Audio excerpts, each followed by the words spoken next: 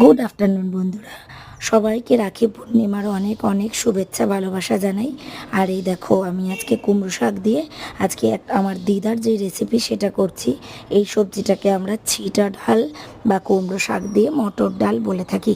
ওই তরকারি নামানোর আগে আগে বা তরকারি যখন ভাপে বসাবো তখন মটর ডালটা দিয়ে দিতে হয়। তো কিভাবে করছি, প্রথমে সবজিগুলো সেদ্ধ করতে বসিয়ে দিয়েছি এবং তখনই এক মুঠো একটুখানি মটর ডাল নিয়ে সবজিটার মধ্যে দিয়ে আধা ভাঙা সেদ্ধ মতো হলে এটাকে নামিয়ে কড়াইতে শুকনো লঙ্কা, তেজপাতা আর কালো জিরে ফোড়ন দিয়ে সবজিটা দিয়ে নুন হলুদ দিয়ে দিতে হবে।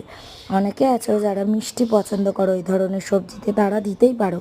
আমার একটু এই তরকারিটা ঝাল ঝাল ভালো লাগে বলে আমি আর মিষ্টি এর মধ্যে দিইনি।